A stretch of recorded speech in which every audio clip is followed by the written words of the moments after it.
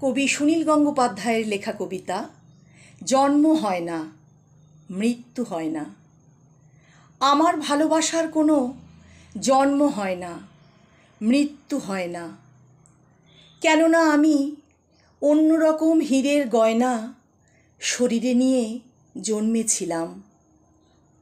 আমার কেউ নাম রাখেনি, 3-4টে ছদ্মনামে আমার ভ্রমণ মর্তধামে।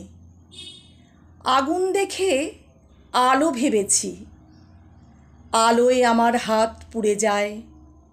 অন্ধকারে মানুষ দেখা সহজ ভেবে ঘূর্ণি মায়ায় অন্ধকারে মিশে থেকেছি। কেউ আমাকে শিরোপা দেয়, কেউ দুচোখে হাজার ছি। তবুও আমার জন্ম কবচ, ভালোবাসাকে ভালোবেসেছি। আমার কোনো ভয় হয় না, আমার ভালোবাসার কোনো জন্ম হয় না, মৃত্যু হয় না।